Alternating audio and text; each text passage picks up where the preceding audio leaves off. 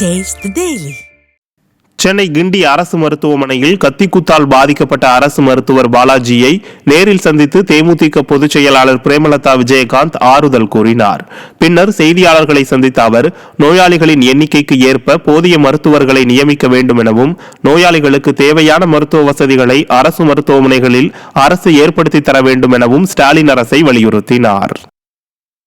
Hospital பார்த்தா தரம் இல்லாம தான் இருக்கு. மருத்துவர்கள் இல்லை, மருந்து இல்லை, தரம் இல்லை, எந்த விதமான மெயின்டெனன்ஸ் இல்லை, வருகின்ற பேஷண்ட்ஸ்க்கு உரிய ட்ரீட்மெண்ட் இல்லை. இதுதான் தமிழ்நாடு முழுக்க எல்லா இடத்துலையும் மக்கள் சொல்கின்ற ஒரு குறையாக இருக்கிறது. செல்போன்ல லைட் அடிச்சு எப்படி ஒரு ட்ரீட்மெண்ட் பண்ண முடியும்? ஒரு ஹாஸ்பிட்டல் எமர்ஜென்சிக்கு ஒரு ஜென்ரேட்டர் கூட இல்லாத ஒரு நிலைமையெல்லாம் இன்னைக்கு நிறைய இடத்துல இருக்கு. காரணமாக அவங்க ஸ்ட்ரெஸ்டா இருக்காங்க.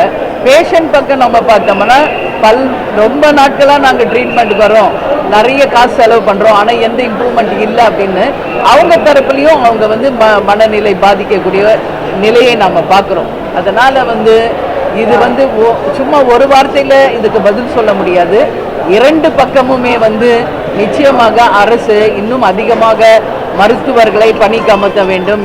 கள்ளச்சாராயம் ஒரு பக்கம், போதை ஒரு பக்கம், டாஸ்மாக், அது இல்லாமல் பெத்தபெட்டமைன் போன்ற ட்ரக்ஸ் இன்னைக்கு தமிழ்நாடு முழுக்க எல்லா இடத்துலையும் ஈஸியாக அவைலபிள் இருக்கிறதுனால இன்னைக்கு இளைஞர்கள் வேலை வாய்ப்பு கிடையாது. மெயின் இது அத்தனைக்கும் காரணம் இளைஞர்களுக்கு வேலை வாய்ப்பு இல்லை. அப்போ அவங்க படித்ததுக்கும் வேலை இல்லாத இருக்கும்போது அவங்க மனநிலை சோர்வடைந்து அவங்க போதைக்கு அடிமையாகிறாங்க. சென்னை பரங்கிமலை ஆயுதப்படை பிரிவில் உதவி ஆய்வாளராக பணிபுரிந்து வரும் லிங்கேஸ்வரன் காவல்துறை வாகனத்தில் மது அருந்தும் வீடியோ காட்சி வெளியாகி அதிர்ச்சியை ஏற்படுத்தியுள்ளது.